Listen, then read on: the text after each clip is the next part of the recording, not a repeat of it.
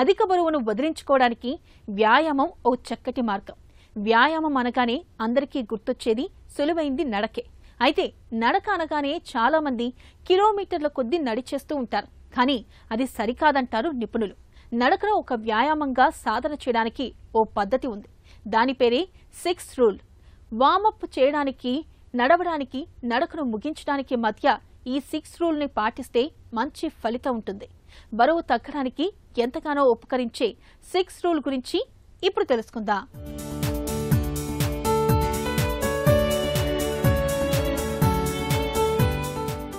బరువు తగ్గాలి, అధిక బరువును వదిలించుకోవాలని అనుకునే వారికి సులువైన వ్యాయామం నడకే.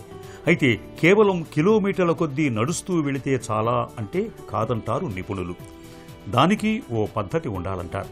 అలా సాయపడే వాటిలో 6 రూల్ విధానం ఒకటి. అదెలా చేయాలంటే, ముందుగా నడకను సాధన చేయటానికి ఉదయం లేదా సాయంత్రం నచ్చిన వేళని ఎంచుకోవాలి. అయితే నడకకు రోజు ఒకే సమయాన్ని మాత్రం ఖచ్చితంగా పాటించాలి. ఇక నడకను మొదలు పెట్టడానికి ముందు 6 నిమిషాల పాటు వార్మప్ను తప్పనిసరిగా చేయాలి.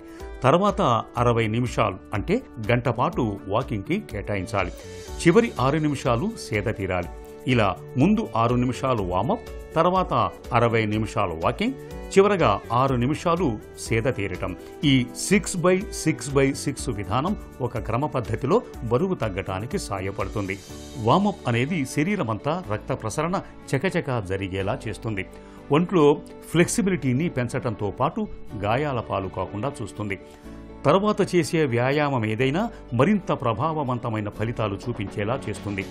ఒక అధ్యయనం ప్రకారం 1.5 కిలోమీటర్లు నడిస్తే 107 క్యాలరీలు కరుగుతాయట. అంతేకాదు, నడక అనేది మన శరీరంలో మెటబాలిజం అంటే జీవక్రియల వేగాన్ని మెరుగుపరుస్తుంది. దీంతో మరింత కొవ్వు కరుగుతుంది. నిత్యం గంటపాటు నడవటం వల్ల కడుపు ఉబ్బరం, మలబద్ధకం తగ్గుతాయి. బరువు పెరుగుదలకు ఒత్తిడి, ఆందోళన కూడా కారణమే. నడక, ఆ పైన తీసుకునే విశ్రాంతి కార్టిసాల్ స్థాయిలను తగ్గించి ప్రశాంతతను ఇచ్చే ఎండార్ఫిన్లను పెంచుతుంది. సాయంత్రాలు చేసే నడక నుంచి నిద్రని అందిస్తుంది. నడక అనేది గుండె ఆరోగ్యానికి కూడా మేలు చేస్తుంది.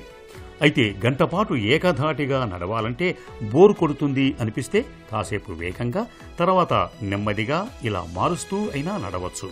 కానీ నడకను వ్యాయామంగా సాధన చేసేటప్పుడు నిత్యం నిర్ణీత వేళలో పాటించటం తప్పనిసరి.